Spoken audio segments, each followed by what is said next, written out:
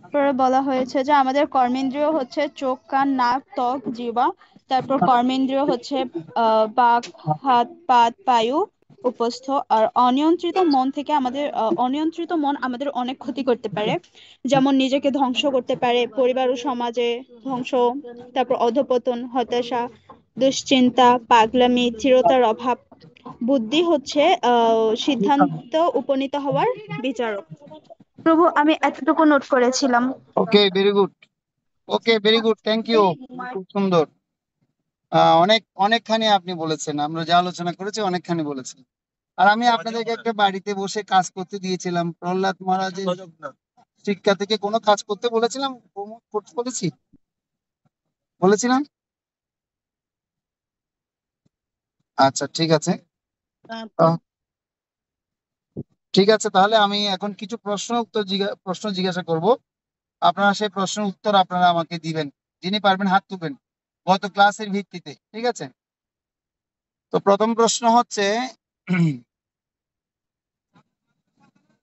একনিষ্ঠ শ্রবণ ব্যতীত জব যান্ত্রিক এবং বিস্তার হয়ে যায়, এই বিষয়টি বা এই উক্তিটি কে বলেছেন? কে বলতে পারবেন? হাত তুলুন।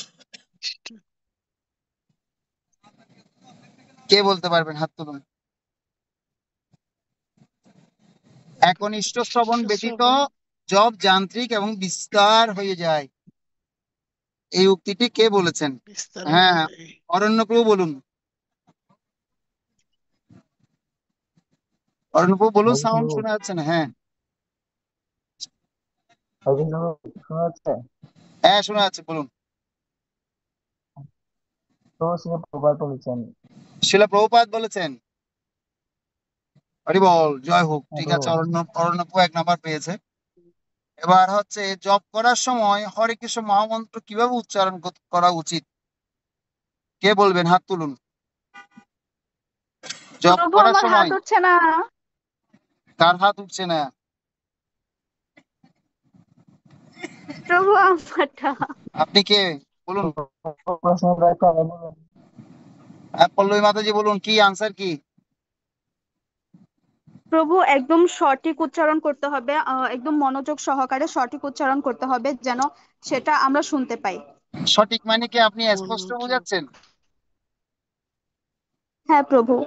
আচ্ছা, ভেরি গুড, থ্যাংক ইউ। তাহলে পল্লবী মাতাজি 1 নম্বর পেলেন। এবার হচ্ছে, হরিনাম জপের সময় পঞ্চতত্ত্ব মন্ত্র কি? এই পঞ্চতত্ত্ব মন্ত্রগুলো মধ্যে আমরা কি কি বলি? পঞ্চতত্ত্ব মন্ত্রে কে বলতে পারবেন? হাত তুলুন। পঞ্চতত্ত্ব মন্ত্রে কি বলি? পঞ্চতত্ত্ব মন্ত্রটা কি? প্রভু, একজন কি আবার বলতে পারবে? যদি হাত তুলে তাহলে তো বলতে পারবে। দেখি বলুন, আপনি প্রভু, যখন বলতে আমার তো চাইছেন হাত উঠতেছে না, আমি কি করবো? বলুন, আপনি প্রভু, বলুন। এটা হচ্ছে, জয় শ্রী কৃষ্ণ চৈতন্য প্রভু নিত্যানন্দ শ্রী অদ্বৈত গদাধর শিবাসাদি গৌর ভক্তবৃন্দ। মানে কি? মানে কি? এই যে বললেন প্রভু, জয় এই শ্রীকৃষ্ণ চৈতন্য। পঞ্চতত্ত্ব না তাদের কাছে। প্রভু, হ্যাঁ, যে পঞ্চতত্ত্ব আছে না, ওনাদের কাছে ওই যে আমাদের জবটা যেন ভালো পঞ্চতত্ত্বটা হয়, কে কে? আমরা যেন আমি সেটা মনোযোগ জানতে চাইছি, সহকারে কে কে জব। এরা? আহ, ওটা কে বলতে পারেন? পঞ্চতত্ত্বরা কে কে? ওটা কে বলতে পারবেন? হাত তুলুন।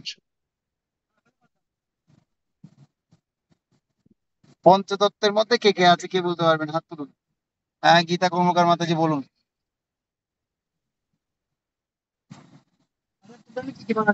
সাউন্ড হরে সাউন্ড। হ্যাঁ কৃষ্ণ প্রভু। হ্যাঁ, কৃষ্ণ। চৈতন্য মহাপ্রভু, যিনি হচ্ছে রাধা কৃষ্ণের দ্বিতীয় বিগ্রহ। হুম আহ বলরাম, যিনি হুম। হচ্ছে আহ অদ্বৈত আচার্য, যিনি বলরামটা হচ্ছেন কে? মহাবিষ্ণু। বলরামটা কে? আর গদাধর, নিতাই। হ্যাঁ, নিত্যানন্দ মহাপ্রভু আছে। ওই তারপর যে ওখানে নিত্যানন্দ মহাপ্রভু। আর অদ্বৈত আচার্য হচ্ছেন মহাবিষ্ণু। আর গদাধর পণ্ডিত হচ্ছেন রাধারানী। শ্রীবাস ঠাকুর হচ্ছেন নারদমুনি। হরি, তারপর কি? নারদমুনি শ্রীবাস ঠাকুর। নারদ মুনি এবং শ্রীবাস ঠাকুর কে? শ্রীবাস ঠাকুর, শ্রীবাস ঠাকুর। গদাধর কে? নারদমুনি, রাধারানী। আচ্ছা, ঠিক আছে, অদ্বৈত আচার্য ঠাকুরকে মহাবিষ্ণু। ওকে, ধন্যবাদ মাতাজি, গীতা মহাবিষ্ণু। কর্মকার মাতাজি 1 নম্বর পেলেন, থ্যাংক ইউ। এবার হচ্ছে 4 নম্বর প্রশ্ন। যিনি তার মনকে জয় করেছেন, তার মন তার পরম বন্ধু, কিন্তু যিনি তার করতে অক্ষম, তার মনে পরম তার শত্রু। এই শ্লোকটা আপনাদেরকে শিখতে দিয়েছি, অনেকেই শিখেছেন, শিখে পাঠিয়েছেন। তো এই শ্লোকটা ভগবত গীতার কত অধ্যায়, অধ্যায়ের নাম কি এবং শ্লোক নাম্বার কত, কে বলতে পারবেন? বলুন, গীতা রয় আমি মাতাজি বলুন। বলবো প্রভু। আচ্ছা, গীতা রয় মাতাজি ষষ্ঠ বলেছে অধ্যায়, উত্তরটা একটু পরে বলো তুমি। হ্যাঁ, বলুন। ষষ্ঠ অধ্যায়, ধ্যান হ্যাঁ, যোগ, ষষ্ঠ অধ্যায়, 6 নম্বর শ্লোক। 6 নম্বর শ্লোক, 6 নম্বর। ষষ্ঠ অধ্যায়ের 6 নম্বর শ্লোক। আচ্ছা, দেখি শ্লোকটা বলতে পারবেন আপনি মুখস্থ? হ্যাঁ, মুখস্থ হবে, আচ্ছা, ঠিক আছে, ধন্যবাদ মাতাজি, আপনার উত্তর সুন্দর কষ্ট হয়েছে। হয় একটু বলতে। উত্তরা মাতাজি, দেখি ষষ্ঠ অধ্যায় 6 নম্বর শ্লোক মুখস্থ বলো।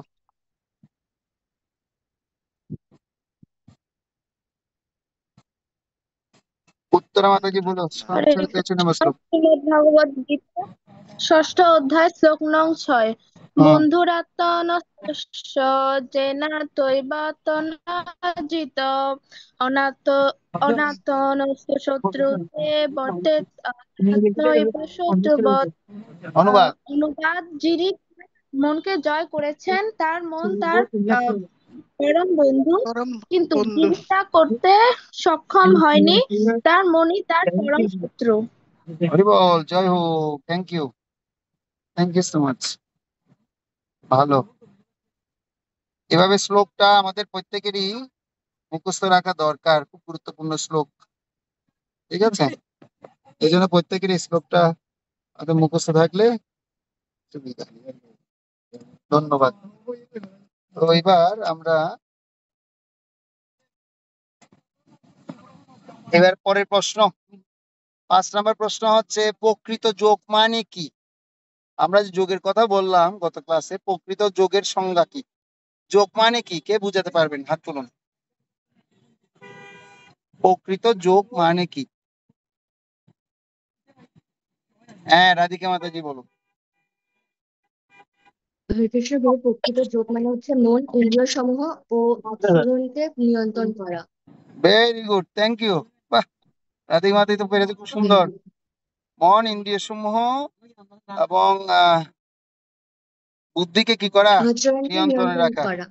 ওকে, good, thank you so much, Hari বল। এরপর হচ্ছে আমরা 6 নম্বর প্রশ্ন উত্তর। দেহের যান্ত্রিক পরিকাঠামোগুলো কি কি? আমরা বলেছিলাম হ্যাঁ, ইন্দ্রিয় সমূহ কয়টা? মন এবং বুদ্ধি সমূহ টোটাল কটা ইন্দ্রিয় দ্বারা কি হচ্ছে, জীব পরিচালিত হচ্ছে, অর্থাৎ দেহের যান্ত্রিক পরিকাঠামোগুলো কি, কে বলতে পারবেন? হাত তুলুন। মাধব কিছু পারছে না, কারণ গত ক্লাসে মাধব ছিল না, সেজন্য, তাই না মাধব? হ্যাঁ, এই গত ক্লাসটাতে ছিলে না, সেই জন্য তুমি পারছো না। আচ্ছা, রেকর্ড শুনতে পারো, ঠিক আছে? কে পারবেন এই শ্লোকের উত্তর, এই প্রশ্নের উত্তর? কে পারবেন? পাঞ্চি মাতাজি পারবেন নাকি আনসার? পাঞ্চি মাতাজি কই? এই প্রশ্ন উত্তর কেউ পারবেন না? প্রভু কৃপা করে আরেকটু বলুন প্রশ্নটা। দেহের আমাদের যে ইন্দ্রিয়গুলো আছে, তো কটা ইন্দ্রিয়গুলো আছে, সেই ইন্দ্রিয়গুলোর কথা জানতে চাইছি। কর্মেন্দ্রিয়, জ্ঞানেন্দ্রিয়। প্রভু কর্মেন্দ্রিয় আর হচ্ছে জ্ঞানেন্দ্রিয়। কর্মেন্দ্রিয় হচ্ছে ওই যে কটা? চোখ, কান, নাক, জিহ্বা, ত্বক। কর্মেন্দ্রিয় বাক হাতে উপস্থ। প্রভু 10টা। হ্যাঁ, জানি না প্রভু হয়েছে কিনা। তারপর আর কি আছে? আর কি আছে বলো? মন এবং বুদ্ধি টোটাল 12টা ইন্দ্রিয় সমূহ, মন ও বুদ্ধি, ঠিক আছে, মোটামুটি হয়েছে আনসার। আচ্ছা, এবার নেক্সট কোশ্চেন। আত্মা জড়দেহে বন্ধনগ্রস্ত অবস্থাটি কি? এই জড়দেহে আত্মা আবদ্ধ হয়ে আছে কেন, কারণটা কি? কে বলতে পারবে? আত্মা এই জড়দেহে আবদ্ধ হয়ে আছে, তার কারণটা কি?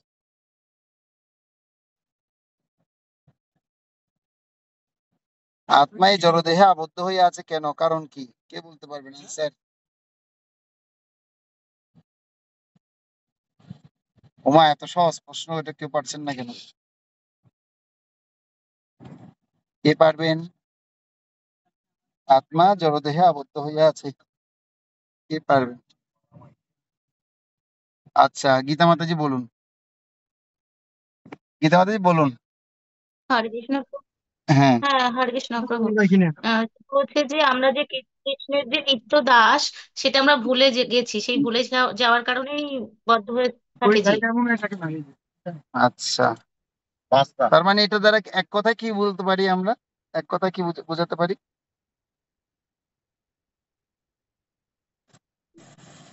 জড়জাগতিক বিষয়ে আমরা আসক্ত।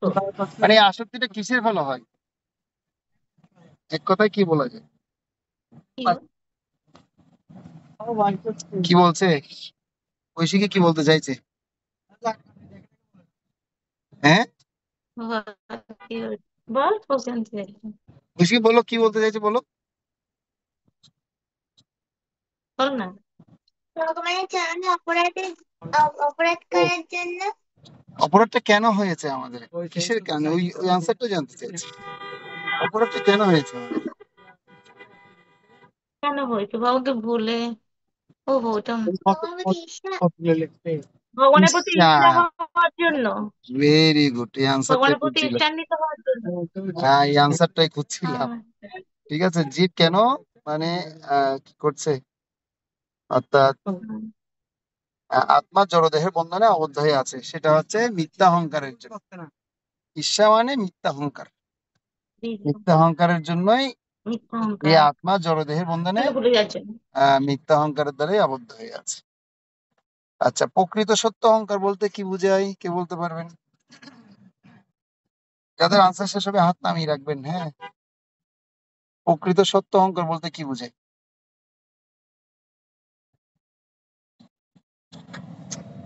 অহংকার দুই ধরনের বললাম, একটা সত্য অহংকার, একটা মিথ্যা অহংকার। প্রকৃত সত্য অহংকার বলতে কি বুঝায়?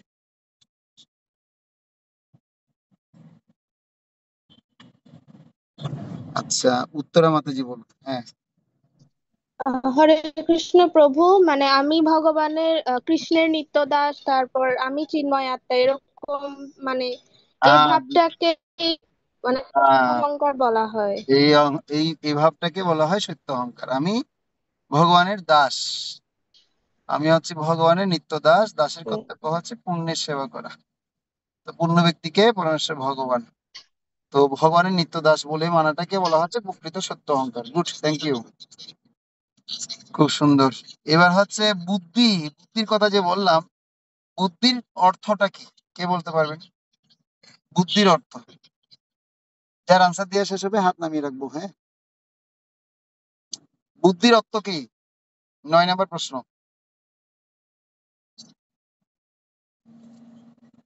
হ্যাঁ, অরণ্যপ্রভু বলুন।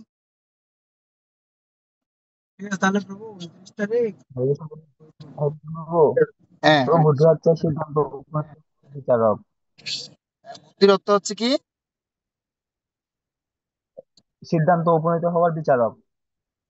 আর একটু পর করে সিদ্ধান্তে লিখছিলেন সেটা উপনীত বলবো। হওয়ার বিচারক, অর্থাৎ বুদ্ধি দ্বারা ভালো মন্দ বিচার করে মনকে উপযুক্ত নির্দেশ প্রদান করাকে বুঝাই। ভেরি গুড, থ্যাংক ইউ, খুব সুন্দর, অরণ্যপ্রভু পেয়েছে।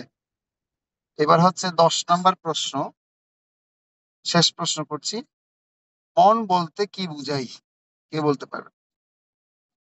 এই মনের ইন্দ্রিয়ের কথা বলা হচ্ছে, মন বলতে কি বুঝাই, এ সম্পর্কে ভগবত গীতায় কি বলেছে বলুন, কে পারবেন বলুন। হ্যাঁ, অরণ্যপ্রভু পারবে, বলুন অরণ্যপ্রভু।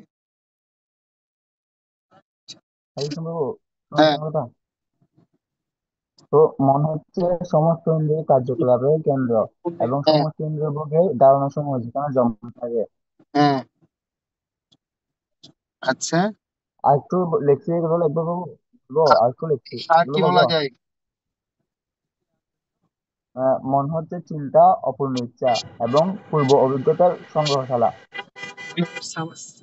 আচ্ছা, ভেরি গুড, থ্যাংক ইউ, ধন্যবাদ অরণ্যপু।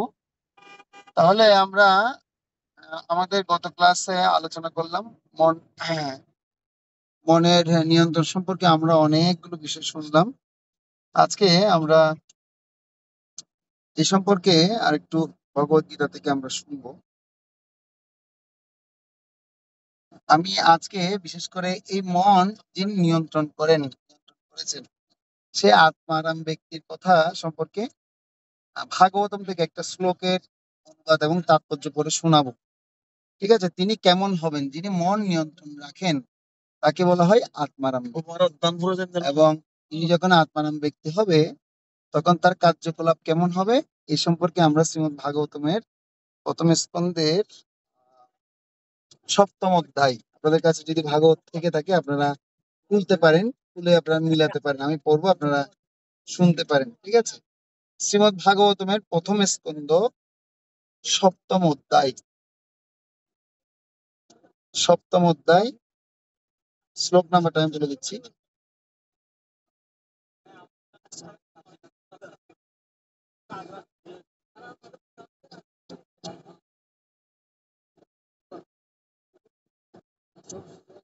দেখুন আত্মারাম শ্লোকের কথা এখানে 7ম অধ্যায়ের 10 নম্বর শ্লোক, প্রথম স্কন্ধ 7ম অধ্যায় 10 নম্বর শ্লোকে আলোচনা আছে। ঠিক আছে? তো এখানে সুত গোস্বামী যিনি আত্মারাম ব্যক্তি হবেন সে সম্পর্কে তিনি বলছেন। কি বলছেন? এই শ্লোকটা আমি পড়ছি, যদি পারি এই শ্লোকটা আমরা মুখস্থ করতে পারি। আর এই শ্লোকটা আমি চিন্তা করছি আগামী ক্লাসে এটা আমাদের পড়া থাকবে। এই শ্লোকটা আমি আপনাদেরকে গ্রুপে দিয়ে দিব। এই শ্লোকটা আমি আপনাদেরকে গ্রুপে দিয়ে দিব, ওখান থেকে আপনারা মুখস্থ করবেন।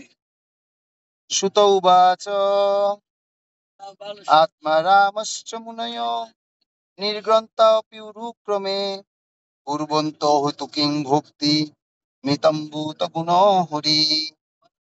অনুবাদে বলছে, অনুবাদ আপনাকে খুলেছেন কেউ ভাগবতম? গীতা কর্মকার মাতাজি আপনি কি ভাগবত খুলেছেন? দেখি এটার অনুবাদটা বলুন তো হ্যাঁ বড় হ্যাঁ বড় করে। খুলেছি। আচ্ছা, হরে কৃষ্ণ প্রভু। শ্লোক 10-এর অনুবাদ। সমস্ত আত্মারামেরা, শোনা যাচ্ছে প্রভু? হ্যাঁ, শোনা যাচ্ছে একদম। সমস্ত আত্মারামেরা, বিশেষ করে যারা নিবৃত্তি মার্গে নিরত, সব রকমের জড়বন্ধন থেকে মুক্ত হওয়া সত্ত্বেও পরমেশ্বর ভগবানের অহৈতুকী ভক্তি লাভের আকাঙ্ক্ষা করেন। পরমেশ্বর ভগবান দিব্য গুণাবলীতে বিভূষিত এবং তাই তিনি সকলকে আকর্ষণ করেন, এমনকি মুক্ত পুরুষদেরও। হরে কৃষ্ণ প্রভু। হরে কৃষ্ণ। তো সেজন্য কেউ যদি এই আত্মাকে যদি উপলব্ধি করতে চায় তার উপলব্ধির প্রথম সোপান হচ্ছে মনকে নিয়ন্ত্রণ করা। তো যিনি মন এবং ইন্দ্রিয়গুলোকে নিয়ন্ত্রণ করেছেন তিনি এরকম আত্মারাম হতে পারবেন। তো সমস্ত আত্মারামেরা বিশেষ করে যারা নিবৃত্তি মার্গে নিরত,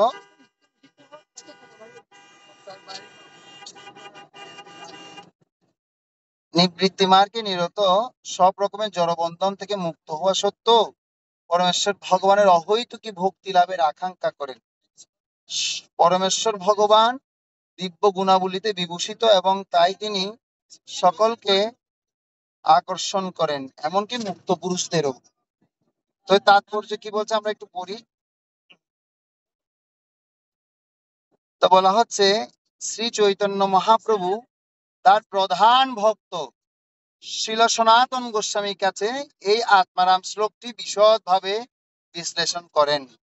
এই শ্লোকে 11টি তত্ত্ব উল্লেখ করেন। প্রথম হচ্ছে কি আত্মারাম, দ্বিতীয় হচ্ছে মুনয়, তৃতীয় হচ্ছে নিগ্রন্থা, চতুর্থ হচ্ছে অপি এবং পঞ্চম হচ্ছে চ, ষষ্ঠ উরুক্রম, সপ্তম কুর্বন্তী, অষ্টম অহৈতুকিম, নবম ভক্তিম, দশম ইতম্বুত গুণ এবং একাদশ হরি। তো বিশ্বকোষ সংস্কৃত অভিধানে আত্মারাম শব্দটির 7টি অর্থ রয়েছে। বিশ্বকোষ অভিধান মানে হচ্ছে ডিকশনারি। আমরা যে ডিকশনারি দেখি, ইংরেজিতে ডিকশনারি বলা হয়, বাংলায় বলা হয় অভিধান। তো বিশ্বের যে মানে আপনার কি আছে বিশ্বকোষ অভিধানে এই বিশেষ করে আত্মারাম শব্দটিকে 7টি অর্থে ব্যাখ্যা করা হয়েছে। একটা হচ্ছে 1 ব্রহ্ম, 2 দেহ, 3 মন, 4 যত্ন, 5 ধীতি, 6 বুদ্ধি এবং 7 হচ্ছে স্বভাব। তো এখানে প্রধানত বলছে মনয় শব্দটির অর্থ হচ্ছে মননশীল, গম্ভীর এবং মৌন, তপস্বী, প্রতি এবং জ্যোতি, ষষ্ঠ হচ্ছে ঋষি এবং সপ্তম হচ্ছে মুনি। তো এখন এগুলো ব্যাখ্যা করে প্রভুপাদ সুন্দর মতো ব্যাখ্যা তাৎপর্য লিখেছেন। তো আমি এটা আপনাদেরকে শোনানোর পর আমি এগুলো ব্যাখ্যা করব।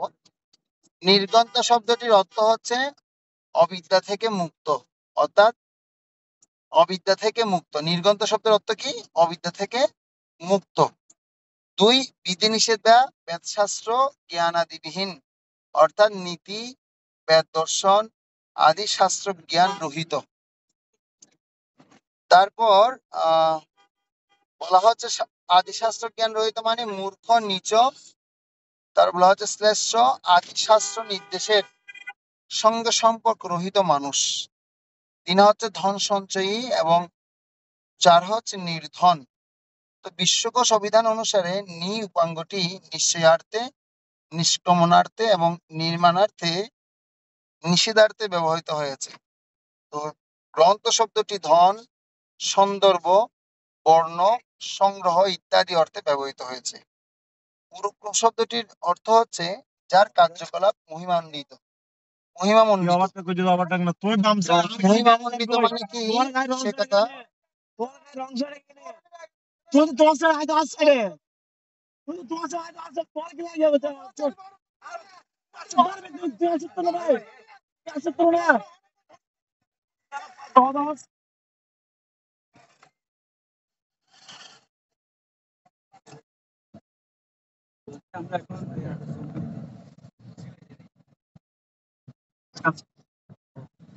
হরে কৃষ্ণ।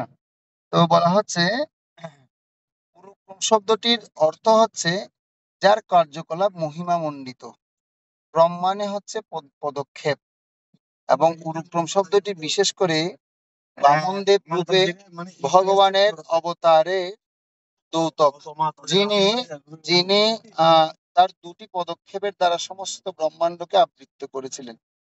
ভগবান বিষ্ণু অনন্ত শক্তি সম্পন্ন এবং তার কার্যকলাপ এতই মহিমামণ্ডিত যে তিনি তার অন্তরঙ্গ শক্তির দ্বারা চিৎজগৎ সৃষ্টি করেছেন এবং তার বহিরঙ্গ শক্তির দ্বারা জড়জগৎ সৃষ্টি করেছেন। সর্বব্যাপ্ত হওয়ার ফলে পরম সত্যরূপে তিনি সর্বত্রই বিরাজমান এবং তার স্বরূপে তিনি নিত্য গোলক বৃন্দাবন ধামে বিরাজ করেন, যেখানে তিনি সমস্ত বৈচিত্র্য সমন্বিত তার অপাকৃত লীলাবিলাস করেন। অন্য কারো কার্যকলাপের সঙ্গে তার কার্যকলাপের তুলনা করা যায় না। তাই পুরুক্রম শব্দটি কেবল তার ক্ষেত্রেই প্রযোজ্য। সংস্কৃত ব্যাকরণ অনুসারে কুলবন্তী অর্থে বোঝায় অন্য কারো জন্য কিছু করা।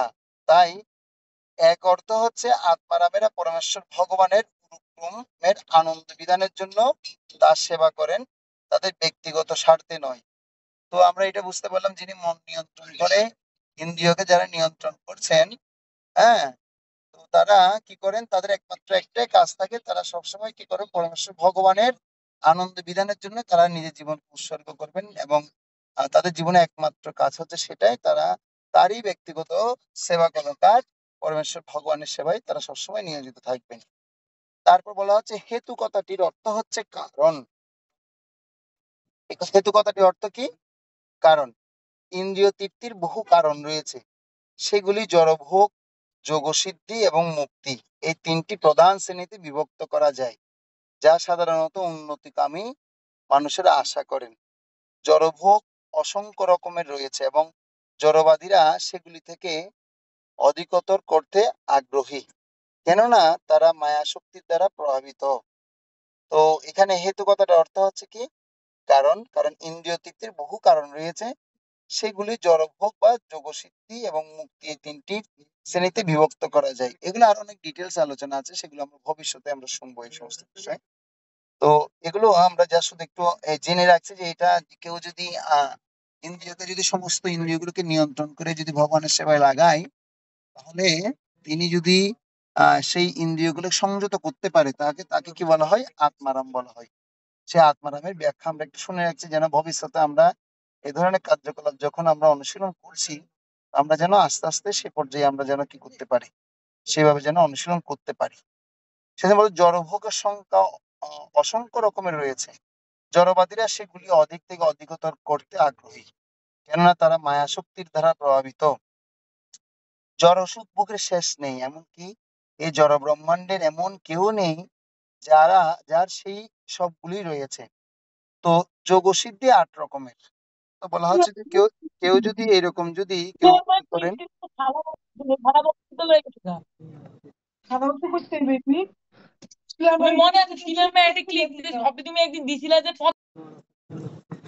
তো বলা হচ্ছে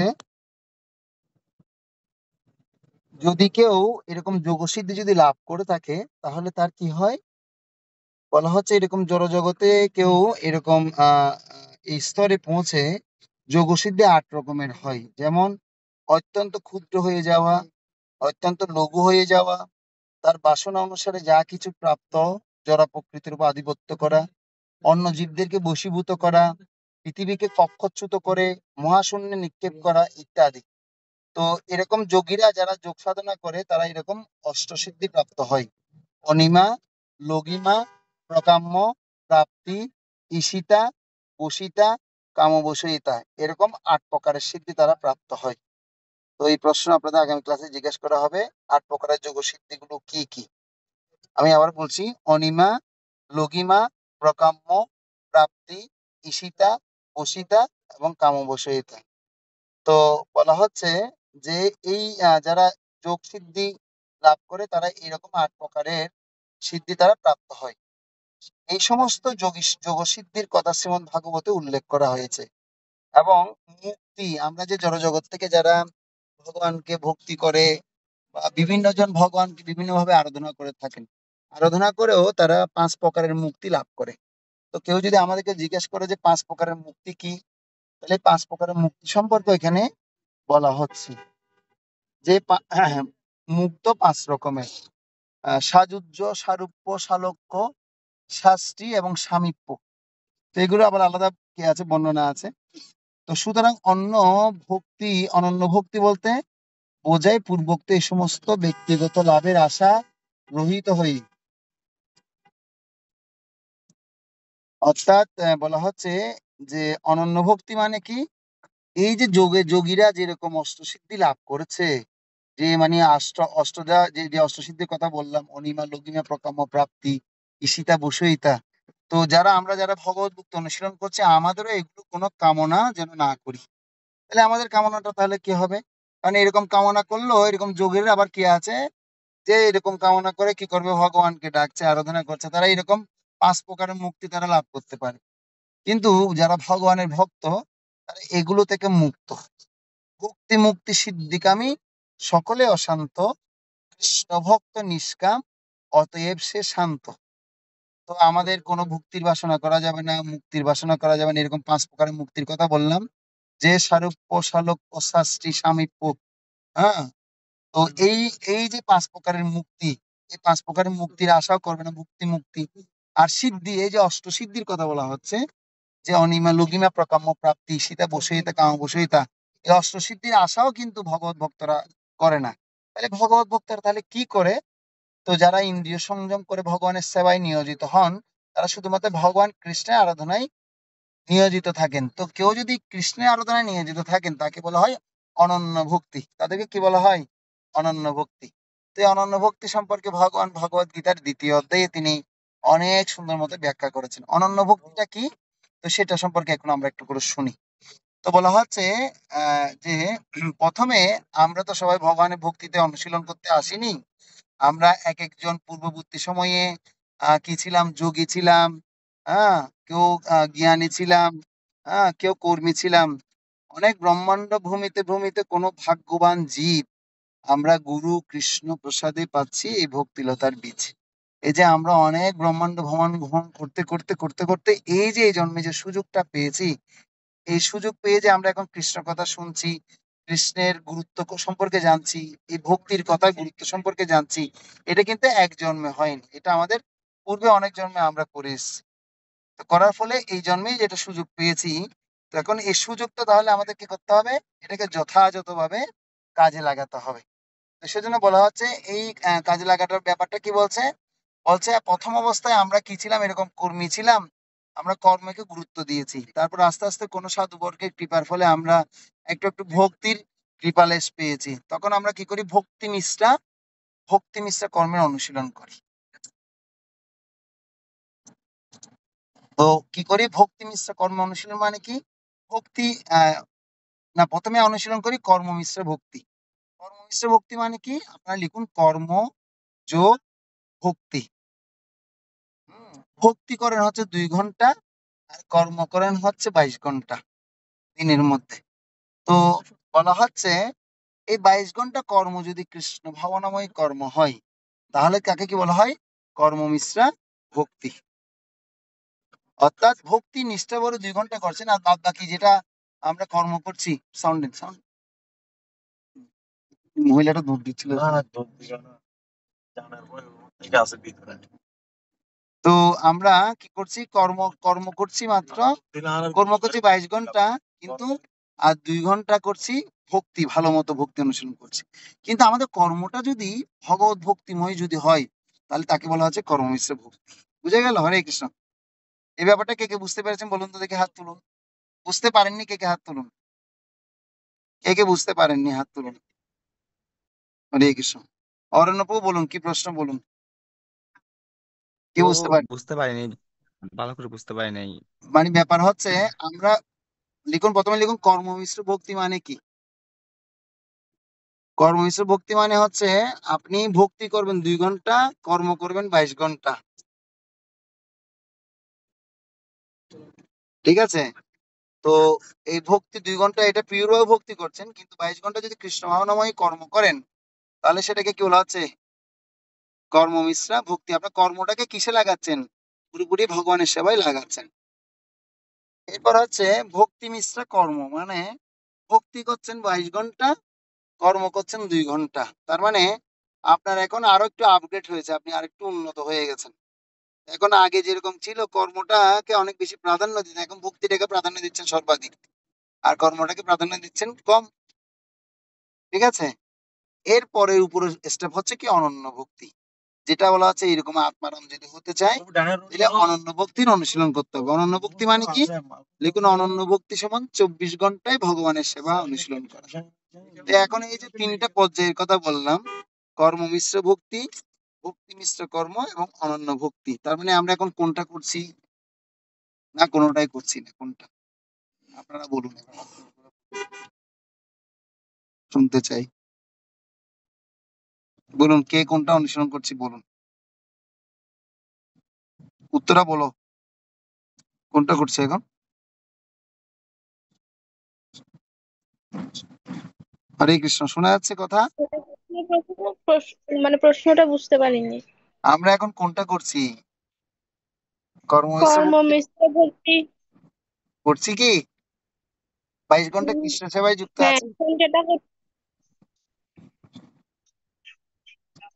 আছি 22 ঘন্টা কৃষ্ণ সেবায়। হ্যাঁ,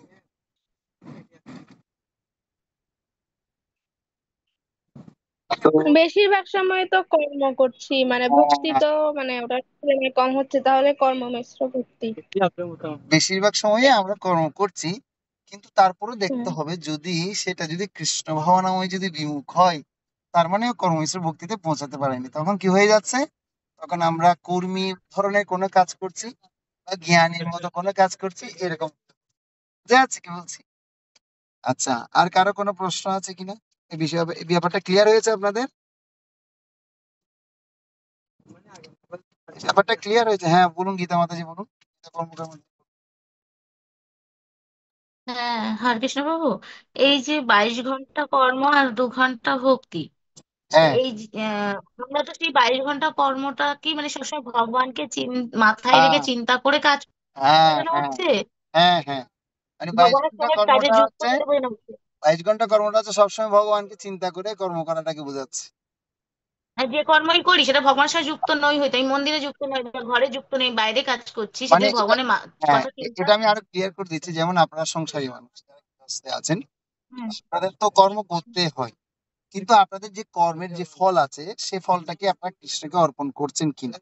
যদি অর্পণ করে থাকেন আচ্ছা তাহলে আপনাদের কর্মটা পুরোপুরি কি হচ্ছে, 22 ঘন্টা কর্মটাই কি হচ্ছে, সফল হচ্ছে। তো এই জন্য বলা হচ্ছে, আচ্ছা ভগবত গীতায় বলছে আমাদের আশ্রম হচ্ছে দুইটা, বর্ণাশ্রম। বর্ণাশ্রম মানে হচ্ছে কি, একটা হচ্ছে দেহগত, আমাদের ধর্ম হচ্ছে দুইটা। লিখুন আপনার ধর্ম দুইটা, একটা হচ্ছে দেহগত ধর্ম আর একটা হচ্ছে আত্মাগত ধর্ম। তো দেহগত ধর্মের কাজ কি এবং আত্মাগত ধর্মের কাজ কি? তো আত্মাগত ধর্মের কাজ হচ্ছে সে সবসময় শুধু কি করবে, আত্মারময় অবস্থায় যুক্ত থাকবে। সে একদম পুরো এই জড় জগতের কোনো কিছুর প্রতি তার ইচ্ছা আকাঙ্ক্ষা বাসনা থাকবে না। আর দেহাগত ধর্ম মানে তিনি বর্ণাশ্রম ধর্ম, যেরকম আপনারা গৃহস্থ আশ্রমে আছেন, গৃহস্থ আশ্রম ধর্মের নীতিসমূহ পালন করবেন। যারা ছাত্ররা আছে তারা তাদের পড়াশোনা করছে বা তাদের যে আশ্রমে আছে তাদের সেই আশ্রমের নীতিগুলো পালন করছে। তাহলে এখন আমরা কোন আশ্রমে আছি? আমরা কি দেহগত ধর্মের আশ্রমে আছি না আত্মাগত ধর্মের মধ্যে আছি? কি আনসার হতে পারে? দেহগত, না, দেহগত আচ্ছা। এখন এখন ব্যাপার হচ্ছে না, আমরা দেহগত ধর্মের মধ্যে নেই।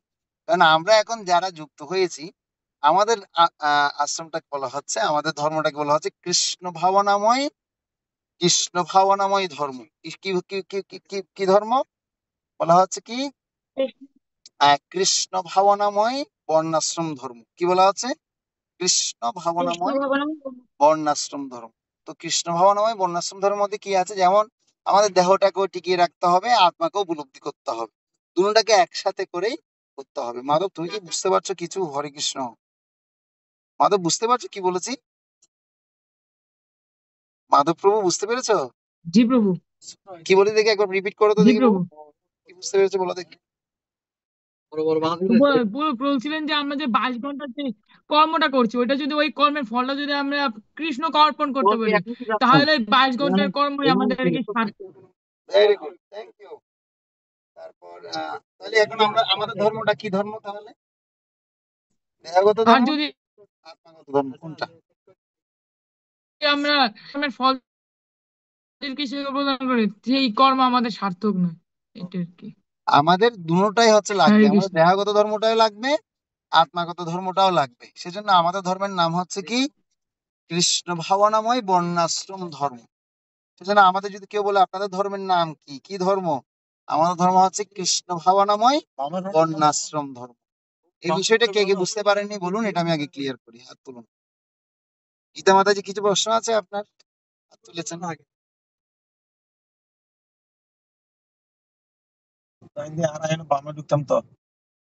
অন্যরা বুঝতে পারছেন? বোলাকা মাতাজি, অনিমা মাতাজি, যারা যারা উপস্থিত হয়েছেন। তুলি মাতাজি, আপনি কি বুঝতে পারলেন কি বলেছি? হরে কৃষ্ণ। আলোচনা করছি, বুঝে যাচ্ছে?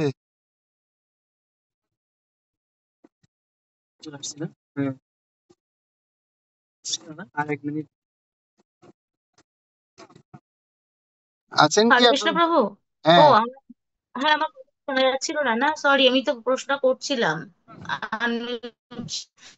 হ্যাঁ, বলছি যে আপনি যে বললেন না ধর্ম দুটো, হ্যাঁ একটা হচ্ছে দেহগত ধর্ম, আত্মাগত ধর্ম, হ্যাঁ তারপরে একটা বললেন কৃষ্ণ ভাবনাময় বর্ণাশ্রম ধর্ম। তো আমি হ্যাঁ বলছি এই দুটো ধর্মের মধ্যবর্তী ধর্ম কৃষ্ণ ভাবনাময় বর্ণাশ্রম ধর্ম, এরকম কিছু। হ্যাঁ, আমি বলছি, এবার ক্লিয়ার করে দিচ্ছি ব্যাপারটা। মানে আপনার দেহটাকে টিকিয়ে রাখতে হবে এবং আত্মাকে উপলব্ধি করতে হবে। কারণ আপনি তো এখনো আত্মারাম হননি। আত্মারাম হয়ে গেলে আপনার দেহগত ধর্মের কোনো চিন্তাই থাকতো না। এখন তো আপনার দেহের প্রতি অত্যন্ত আসক্তি আছে। দেহটাকেও কি করতে হবে, চালাতে হবে, এবং আমার উচিত কর্তব্য কর্ম কৃষ্ণকে উপলব্ধি করতে হবে। এখন যেহেতু এই দুইটাই করতেই হবে, সেজন্য এই দুইটাকে তাহলে কিভাবে ব্যালেন্স আমি করব? সেজন্য যদি আমার যা কর্ম আছে, দেহটাকে টিকিয়ে রাখার জন্য যা আমি কর্ম করছি, এই কর্মটা যদি আমি কৃষ্ণ ভাবনাময় যদি করে ফেলতে পারি, তাহলে সেটাকে বলা হচ্ছে কৃষ্ণ ভাবনাময় বর্ণাশ্রম ধর্ম। মানে আমাদের বর্ণ এবং আশ্রম অনুসারে যে আজ কর্ম আমরা করছি সেটাকে বোঝাচ্ছে। শুনে কথা কেটে যাচ্ছে, অনেক কথা কেটে গেল। আচ্ছা দাঁড়ান তাহলে একটা মিনিট, আমি একটু গাড়িটার থেকে নামছি, আমি কথা বলছি। একটু গ্রামে ঢুকে গেছি তো ওই জন্য একটু নেটটা ডিস্টার্ব করছে। এখন ক্লিয়ার শোনা যাচ্ছে? হ্যাঁ, একটু শোনা যাচ্ছে, শোনা যাচ্ছে। তো আমি আলোচনা করছিলাম যে দেহগত এবং আত্মাগত ধর্মের কথা আমি আলোচনা করছিলাম। তো দেহগত ধর্ম মানে কি বললাম? দেহগত ধর্ম মানে হচ্ছে কি, দেহকে টিকিয়ে রাখতে হবে। দেহকে টিকিয়ে রেখে আপনি কি করতে হবে? একটু দাঁড়ান, এক মিনিট।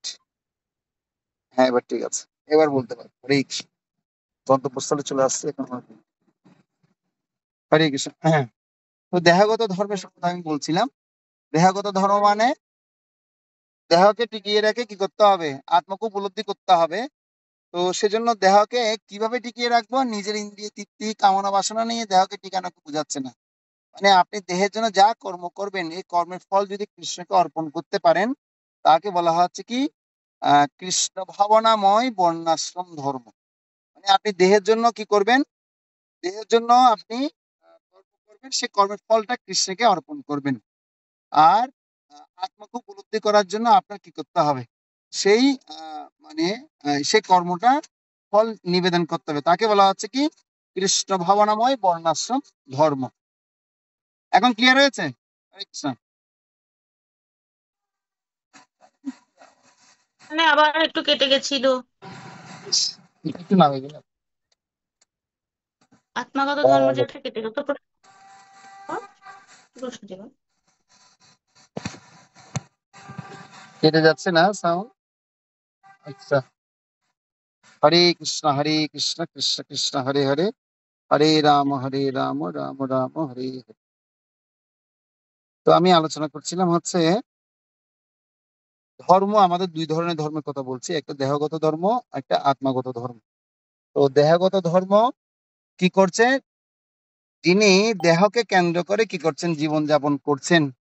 ঠিক আছে? তো এখন আমাদের তাহলে এই দুই দুই রকম ধর্মের মধ্যে আমরা কোন ধর্মে আছি? দেহকে টিকিয়ে রেখে ধর্ম অনুশীলন করার কথা বলছে। হ্যাঁ, তো আর আত্মাগত ধর্ম মানে কি বলা হচ্ছে? যিনি আত্মাতেই শুধু রমণ করেন, তার দেহের প্রতি আর কোনো আসক্তি তার নেই। তো আমি আপনাদের কাছে প্রশ্ন করছি, আমরা এখন কোন ধর্মের মধ্যে আছি? আপনারা বলছেন প্রভু কৃষ্ণ ভগবান বর্ণাশ্রম ধর্ম। এটা হচ্ছে পরে আলোচনা হচ্ছে। তো আপনারা বললেন প্রভু না আচ্ছা, আমরা দেহগত ধর্মই আছি। তো আমি আপনাদেরকে বললাম না, আমরা দেহগত ধর্মে নেই। কেননা আমরা যারা কৃষ্ণ ভাবনাময় অনুশীলন করছি, আমাদের এখন কর্তব্য হচ্ছে কি করা? এই কৃষ্ণ ভাবনাময় অনুশীলন করে আমাকে কি করতে হবে?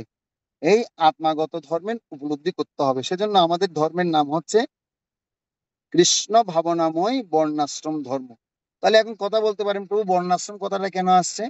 বর্ণাশ্রম হচ্ছে কি, বর্ণ এবং আশ্রম অনুসারে ভগবান আমাদেরকে কি করেছেন? এই জগতে পাঠিয়েছেন। চতুর্বর্ণং মায়া সিস্টেম গুণকর্ম বিভাগস। চারটা বর্ণ এবং চারটা আশ্রম আছে। চারটা আশ্রম কি? ব্রহ্মচারী আশ্রম, গৃহস্থ আশ্রম, বানপ্রস্থি আশ্রম এবং সন্ন্যাস আশ্রম। আর চারটা বর্ণ কি?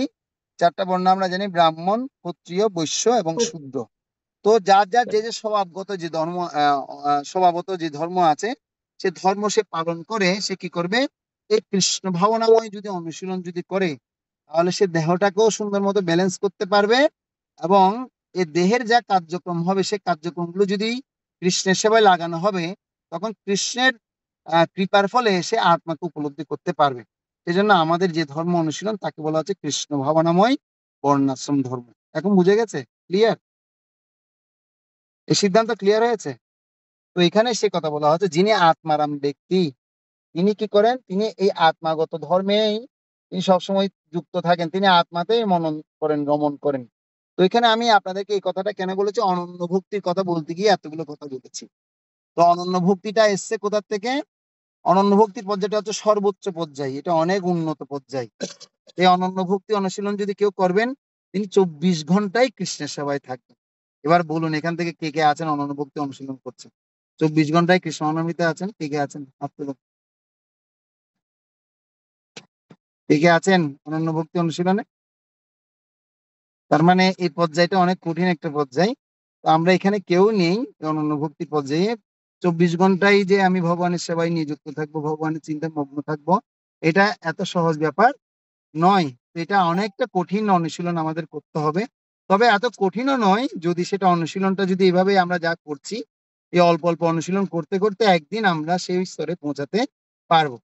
তখন আমরা এখন অনুভব করতে পারছি যে আগের যে কঠিন পরিস্থিতি ছিল সেখান থেকে এখন আমরা অনেকটা বের হয়ে আসতে পারছি।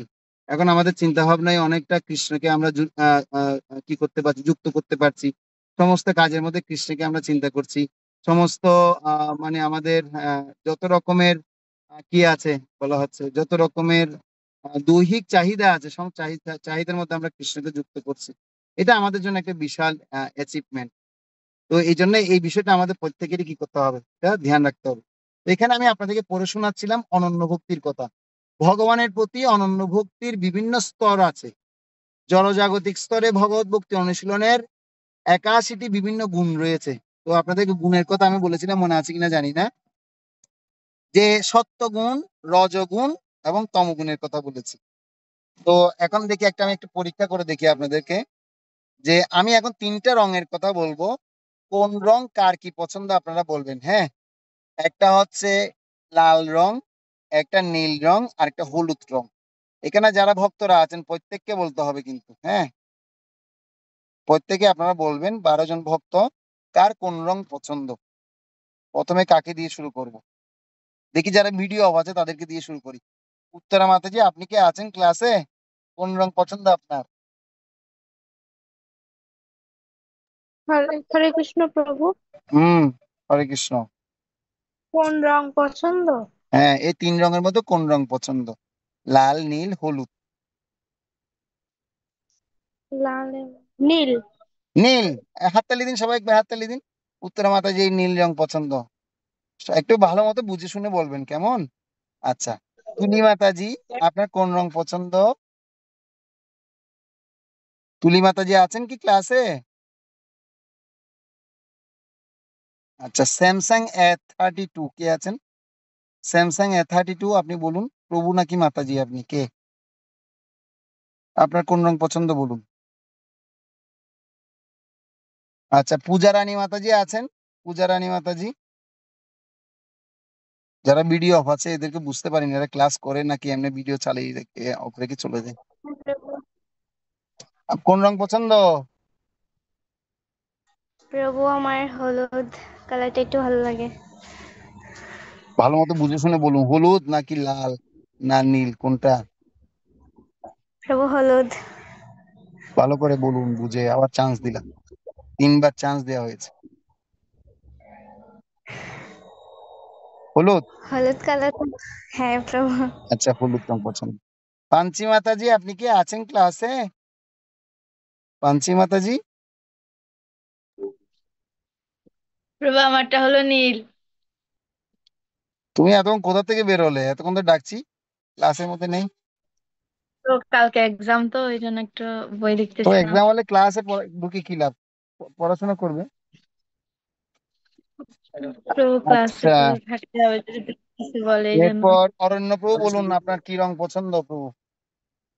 প্রভু হলুদ। হলুদ। বলাকা মাতাজি বলুন। প্রভু নীল। নীল। আচ্ছা, ঠিক আছে। গীতা রয় মাতাজি বলুন, কি পছন্দ, লাল নীল হলুদের মধ্যে কোনটা পছন্দ? নীল।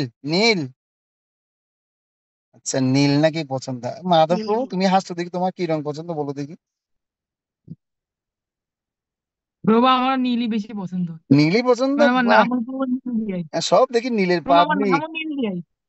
নীল না? আচ্ছা, খুব ভালো। আচ্ছা আচ্ছা, এবার আর 2জন বাকি আছে। রাধিকা মাতাজি বলো, কি পছন্দ তোমার, কি রং? প্রভু আমার তো লাল পছন্দ, হলুদটাও মাঝে মধ্যে পছন্দ, মানে দুটো হলুদটা রঙই মাঝে পছন্দ। মাঝে পছন্দ, কিন্তু বেশিরভাগ লালটাই পছন্দ হচ্ছে। গীতা কর্মকার মাতাজি, আপনি বলুন কি পছন্দ? আশীর্বাদ। ঐশী আছে নাকি পাশে? হ্যাঁ হ্যাঁ, ঐশী কি বলবে বলছে, বলো। ঐশী বলো, কি? হলুদ। না, নীল হলুদ দুটাই। নীল হলুদ দুটোই? কোনটা বেশি আগে সেটা বলো আমাকে। নীল নীল নীলটা বেশি আছে। এবার গীতা কর্মকার মাতাজি আপনি বলুন। আমাকে বলতে হবে আচ্ছা। হ্যাঁ কি? নীলটা তো পছন্দ করি খুব। খুব নীলটা পছন্দ করেন না? এবার আমি শাস্ত্র থেকে বলবো যারা নীল পছন্দ করেন, লাল পছন্দ করেন, হলুদ পছন্দ করেন।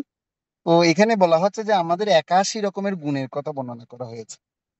তো প্রথমে কি কোন দিক থেকে শুরু করবো বুঝতে পারছি না, এখন বললে তো অনেকে কষ্ট পেয়ে যেতে পারেন। ঠিক আছে, তাহলে তারপরে বলছি, আমি যেহেতু বলতে হবে কি আর করার আছে বলছি।